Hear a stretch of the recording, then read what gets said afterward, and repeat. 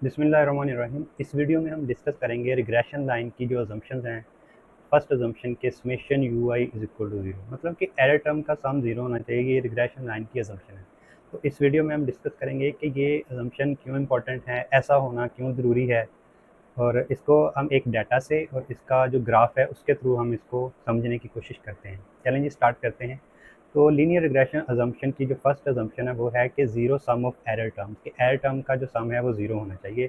इसको मैथमेटिकली हम लिखते हैं summation u is equal to zero. What is zero sum of error terms? इसका मतलब है कि जो लीनियर रिग्रेशन है उनके जो एरर टर्म्स हैं, एरर टर्म्स क्या होते हैं? Y minus Y hat, actual data और जो आपका रिग्रेशन लाइन है या वाई हैट है उसका जो डिस्टेंस वो लेके आपने उनका सम करना है, तो वो ज़ीरो होना चाहिए। तो ये मैथमेटिकली इसको summation u I is equal to zero लिखते हैं। तो ये अजम्पशन क्यों ज़रूरी है? ये अजम्पशन ये हमें इंश्योर करती है, अगर ये फुलफ़िल होगी तो ये गारंटी है कि डाटा की जो रिग्रेशन लाइन है वो डाटा के सेंटर में से गुजरी है। तो अगर हमने चेक करना है कि हमारी जो एवरेज लाइन है वो डाटा के सेंटर में से गुजरी है, तो जस्ट ये चेक कर लें कि क्या एरर टर्म का जो सम है वो ज़ीरो है। अगर वो ज़ीरो है तो ये हमारी अजम्पशन फुलफ़िल हो रही है। तो ये कैसे होती है? एक एग्जाम्पली डाटा से हम इसको देखते हैं। तो what is error term? Error term basically क्या होती है? हमारे पास फॉर एग्जांपल एक ये डाटा है, डिमांड है वाई और प्राइस का, कि प्राइस का इम्पैक्ट हम चेक करते हैं कि क्या डिमांड पे इफेक्ट होता है प्राइस की वजह से या नहीं। तो प्राइस को हमने एक्स कह दिया, डिमांड को हमने वाई कह दिया, वाई हमारा डिपेंडेंट हो गया। तो हम क्या करेंगे, वाई और एक्स की वैल्यूज़ को लेके हम अल्फ़ा और बीटा की वैल्यूज़ फाइंड करेंगे।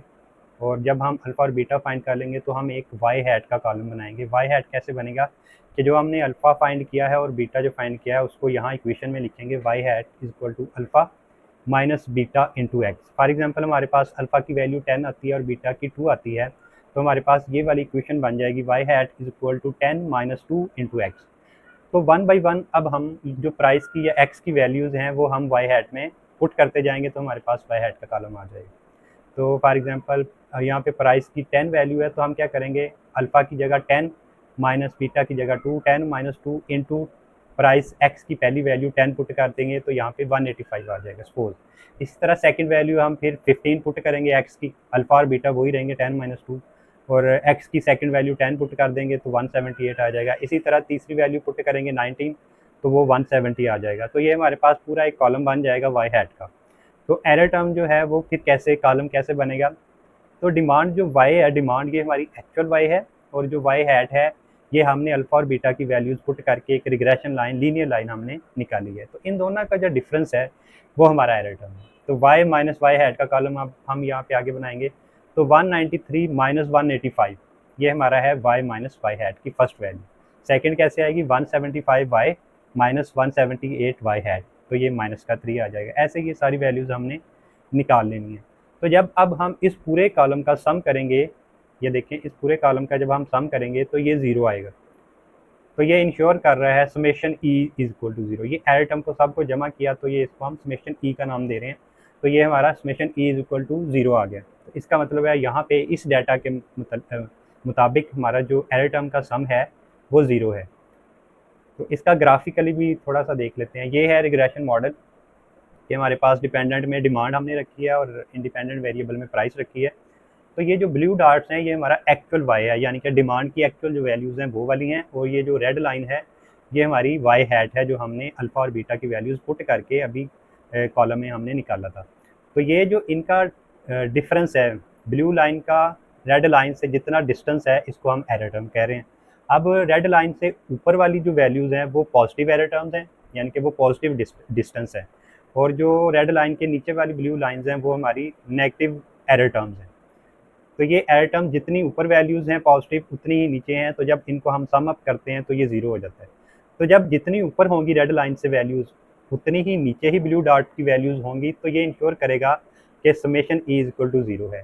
ठीक है, और हमारी यही इंश्योर करता है कि हमारी लाइन जो है, रेड लाइन जो है, वो डाटा के सेंटर में से गुजरी है। अगर फॉर एग्जाम्पल ब्लू डॉट ऊपर ज़्यादा होती नीचे कम होती, तो इसका क्या मतलब था? पॉजिटिव एरर की वैल्यू ऊपर वाली ज़्यादा है नीचे कम है, तो रिग्रेशन की जो लाइन थी ना वो सेंटर में से नहीं गुजरी फिर, क्योंकि ऊपर फिर वैल्यू ज़्यादा है, हाफ हाफ होनी चाहिए, लाइन के ऊपर भी उतनी होनी चाहिए, लाइन के नीचे भी उतनी होनी चाहिए। जैसे कि इस एरर टर्म का प्लॉट, ये हमने जो एरर टर्म्स निकाली थी उनका प्लॉट मैंने ड्रा किया यहाँ पे। तो ज़ीरो जो है वो सेंटर लाइन है, यहाँ पे ज़ीरो के ऊपर जो जितनी ब्लू लाइन है ये वाई एक्चुअल है, y एक्चुअल की ऊपर वाली वैल्यू हैं, और ये जो नीचे वाली हैं ये क्या है, ये सॉरी ये एरर टर्म्स है ऊपर वाली डॉट ब्लू लाइन जो है, और नीचे वाली भी एरर टर्म है लेकिन ऊपर वाली पॉजिटिव है। येलो लाइन के ऊपर वाली जितनी भी जो हैं ब्लू डॉट्स, ये सारे पॉजिटिव एरर टर्म्स हैं, और जो येलो लाइन के नीचे वाले हैं ये सारे नेगेटिव एरर टर्म्स हैं। तो इन दोनों को जब हम पॉजिटिव एरर टर्म्स को और नेगेटिव एरर टर्म्स को जब हम सम अप करते हैं तो समेशन ई जो है वो ज़ीरो के इक्वल आ जाता है। अब हम एक ऐसी एग्जांपल लेते हैं जहाँ पे इस अजम्पशन की वायलेशन हो रही है। वायलेशन कैसे हो रही है कि हमारा जो एरर टर्म का सम है वो ज़ीरो नहीं आएगा। तो फिर हम देखेंगे कि हमारा ग्राफ फिर किस तरह का बनता है। चलिए जी, ये भी हमारे पास वैसी ही एग्जांपल है कि हमने वाई एक्स लिया है, वाई हैट निकाला उसी तरह से, और y माइनस वाई हैट किया, तो ये हमारे पास एरर टर्म्स आ गए हैं। एरर टर्म्स का सम किया है तो ये देखें यहाँ पे सम आया है 13.53। तो ये इसका मतलब है हमारी जो फर्स्ट अजम्पशन है रिग्रेशन की वो फिलफिल नहीं हो रही, क्योंकि हमारा सम जो है एरर टर्म का वो ज़ीरो नहीं है। अब ये देखें जब सम ज़ीरो नहीं होता तो फिर क्या इशू होता है। अब इसका ग्राफ देखते हैं, ये इस डाटा का ग्राफ है।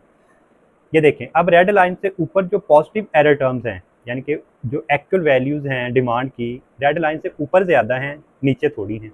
तो इसका मतलब है एरर टर्म की जो पॉजिटिव वैल्यूज़ हैं वो ज़्यादा हैं, और एरर टर्म की नेगेटिव वैल्यू जो हैं वो कम है। तो इस तरह से इसमें क्या इशू है अब इस तरह के मॉडल में या इस तरह की रिग्रेशन में, कि ये हमारे डाटा के सेंटर में से नहीं गुजरी। तो लीनियर रिग्रेशन होती वो अच्छी है जो डाटा के सेंटर में से गुजरे। ठीक है, तो इसका अब ये देखें, ये अब रेजिडुअल या एरर टर्म का प्लॉट है। तो ज़ीरो से ऊपर जो एरर टर्म्स हैं वो पॉजिटिव हैं, ज़ीरो से नीचे जो एरर टर्म्स हैं वो नेगेटिव हैं। अब देखिए ऊपर वाली वैल्यूज़ ज़्यादा हैं, नीचे वाली वैल्यूज़ जो हैं वो कम हैं। तो सम करेंगे तो पॉजिटिव वैल्यू आएगी एरर टर्म की, वो ज़ीरो नहीं होगी। ऊपर पॉजिटिव ज़्यादा हैं तो एरर टर्म का सम ज़ीरो नहीं होगा। तो ये जो हम कह रहे हैं कि समेशन जो एरर टर्म का सम है वो ज़ीरो होना चाहिए, ये क्यों इतना इम्पोर्टेंट है। एक तो हमने अभी देखा कि ये इंश्योर करती है ये चीज़ कि रिग्रेशन लाइन जो है वो डाटा के सेंटर में से गुजरती है। अगर ये ना फुलफिल हो या वायलेट करे ये अजम्पशन, तो फिर इसका क्या इशू होता है। फिर ये होता है कि तब जब वो चूँकि लाइन जो है इसका मतलब फिर सेंटर में से नहीं गुजरी, तो फिर जब वो हमारे जो अल्फ़ा और बीटा जो हमने निकाले हैं वो अनबायस्ड नहीं होंगे, वो बायस्ड होंगे, और उनके जो रिजल्ट्स हैं वो इतने रिलायबल नहीं होंगे, और उनसे जो पॉलिसी बनेगी फिर वो भी इतनी रिलायबल नहीं होगी।